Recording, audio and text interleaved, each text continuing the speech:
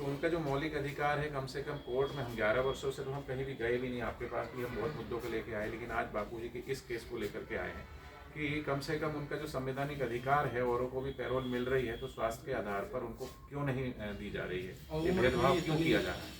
हो चुकी है कि परिस्थिति इतनी तो खराब है।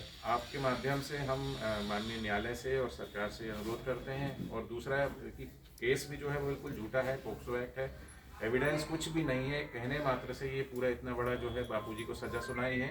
लेकिन हमने जो 5 साक्ष्य दिए हैं लड़की पहली बात तो बालिग है, वो जानबूझकर हमारे स्कूल में ही दाखिला करवा करके 2 साल पहले, और 10वीं में उसका जो है 8वीं में उसने एडमिशन लिया, एज कम दिखवाया।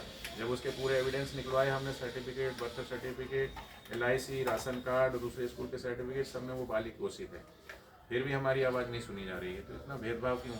और हम जाएं तो किसके पास जाएं? हम कांग्रेस के पास तो नहीं जा सकते ना, क्योंकि उसने तो बापूजी को फंसाया और उसके बाद इस तरीके से उन्होंने वो किया। लेकिन आज सभी के मन में ये बात है कि इतना राम मंदिर का निर्माण हो गया, हिंदू साधु संतों का इतना सम्मान हो रहा, सब कुछ हो रहा है, हिंदुत्व के लिए हमारी सरकार इतना कार्य कर रही है जगह जगह पर, चाहे वो बनारस हो, अयोध्या हो, उज्जैन हो। तो ऐसे समय में बापूजी ने जो देवी कार्य किए सनातन के लिए, संस्कृति के लिए, मोदी जी भी अनभिज्ञ नहीं है, अमित शाह जी भी, और आप सब भली-भांति से परिचित है। तो सभी के मन में है कि इतना ये सब कुछ हो रहा है, और इस सिचुएशन में भी तो उनकी आवाज़ क्यों नहीं सुनी जा रही है, और कहाँ जाए और किससे कहें? हम अपने परिवार की बात है, हमारा तो घर ही है ना ये, आप लोगों से नहीं कहें तो हम किससे कहें? देखो ऐसा है, ये जुडिशियल मामला है जी ये सरकार का मामला नहीं। जी सरकार ने उनको उठा के अंदर नहीं डाला, जी है ना। अच्छे एक एडवोकेट करिए, अच्छा वकील करिए। इसमें देखो जुडिशरी के सिस्टम में जानते तो सरकार इंटरफेरेंस नहीं करती। ये अपोजिशन विरोधी कुछ भी कैसे भी आरोप लगाते रहे, कैसे भी कहें, सरकारों का जहाँ तक दुरुपयोग हुआ ना, रावण ने किया, कुंभकर्ण ने किया, उसके भाई ने, और उसके बाद कंस ने किया, जिसने भी सरकारों का दुरुपयोग किया सत्ता का मतलब, उनका हश्र क्या हुआ है?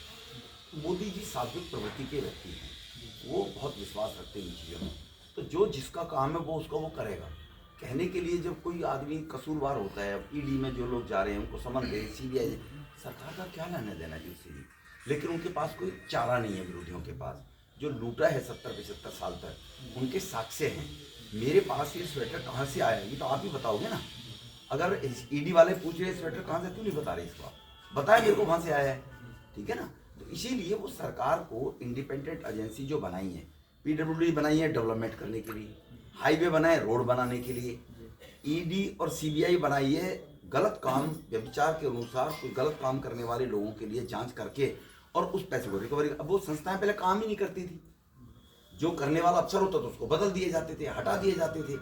अब उनको इंडिपेंडेंट, इसीलिए उससे तुम जुडिशरी से मत जोड़िए उसका, कि सरकार का क्या लेना देना है सरकार। मैंने नहीं सुनो, नहीं निष्पक्ष जांच ही होती है। जो अधिकारी बैठा है उससे निष्पक्ष, ऐसा नहीं है आप कभी नहीं आए। बापूजी के लिए पहले भी बातें हुई हैं, कई बार आप लोगों ने कहा, ऐसा नहीं हम लोगों पर बात नहीं की, हमने बात की, यही बात कह के आई। तो ये जुडिशरी मामले में जब इंटरफेरेंस होगा ना, शाहबानो केस में के रूल बदल दिए, इंदिरा गांधी का हाई कोर्ट से वो चुनाव रद्द हो गए इलाहाबाद हाई कोर्ट से, तो उसको जज को जो किए मैं कहना नहीं चाहता कैमरे पे। तो इसलिए सत्ता का जो है उसको सम्मान करना चाहिए, भगवान को साक्षी मानकर वो दे।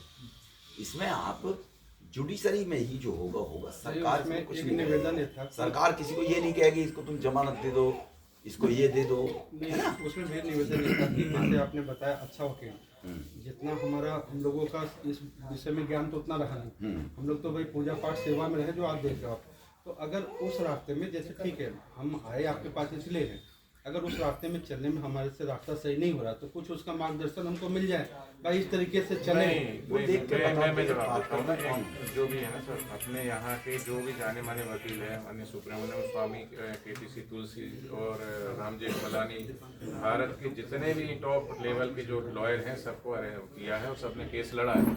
अभी ये देखा जा रहा है ना कि हम ठीक है, हम आपकी बात जो है उसको हम डिनाई नहीं कर रहे, लेकिन ये देखा जाता है कि राम रहीम को छोड़ दिया जाता है, वो भी जुडिशरी के अंदर ही आते हैं। भाई राम रहीम को छोड़ दिया जाता है तो कहने को कुछ भी कहता रहे कोई, किसी का जवान तो पकड़ी नहीं जा सकती, है ना। कहने राम रहीम को छोड़ दिया था जुडिशरी के द्वारा, अदालत ने छोड़ा ना। जज कौन बैठा है, कैसा बैठा है, क्या विचार का बैठा है, क्या सोच का बैठा है, वो तो इंतजार करना पड़ता है ना। अब पोक्सो का जो एक्ट का दुरुपयोग हो रहा है, हाँ। पोक्सो एक्ट का तो देखो आप ही वहाँ पे कानून बनाते संसद में बैठ करके और आप ही उसका संशोधन करते हैं। तो ये भी तो मुद्दा है ना कि बापू जी के ऊपर जो पोक्सो लगा है वो पोक्सो एक्ट जो लगा है उसका दुरुपयोग हुआ है और उसके बाद देखा जाए। वो जो जांच अधिकारी है उसने रिपोर्ट दी होगी, उसी को तो मैं कह रहा हूँ कि हर चीज को बदल कर तुम कानून बदल दो, कैसे कैसे कानून बदले जाएंगे? नहीं फिर तो जो जो सत्ता में आएंगे, जो जो अपने परिवार, अपने खानदान, अपने मिलने वाले, अपने रिश्तेदार, अपने जानने वाले, उनके लिए रोज कानून बदलते रहो, फिर तो पार्लियामेंट का यही काम रह जाएगा। फिर पार्लियामेंट का काम, राम मंदिर का निर्णय हुआ है ना, वो भी सुप्रीम कोर्ट से हुआ ना, सुप्रीम कोर्ट साक्षात थी ना। पहली सरकार है, राम मंदिर के निर्णय को पहले भी जज करने को तैयार थे। पहली सरकारें नहीं चाहती थी किसी भी सूरत में, उनके पब्लिक प्रोसिक्यूटर नहीं चाहते थे, ये गारंटी नहीं देते थे कि एक बूंद पानी खून का टपका नहीं होगा। ये काम सरकारों का है। पहले क्या था, दंगे हो जाएंगे, खून की नदियां बह जाएंगी, पार्टीशन जैसा हाल हो जाएगा, ऐसे करके डरा दिया जाता था जजों को। ठीक है ना जी। तो जज भी नहीं चाहते थे कि मार कत्ल हो जाए, ये हो जाए। अब ऐसे ऐसे बयान मुख्यमंत्री देंगे, धारा 370 अगर जम्मू में हटी तिरंगा उठाने वाला नहीं मिला, ये बयान किसके हैं? ये इन बयानों से सरकारों के वोट की कारण डरती थी सरकारें और ऐसे बयान दिला देती थी। अदालतें, जज हैं, हमारा कानून कहता है कि 99 अपराधी छूट जाए, कोई दिक्कत नहीं है, एक बेकसूर को सजा नहीं होनी चाहिए। हमारे कॉन्स्टिट्यूशन में प्रोविजन है, चाहे 99 अपराधी छूट जाए 700 के अभाव में।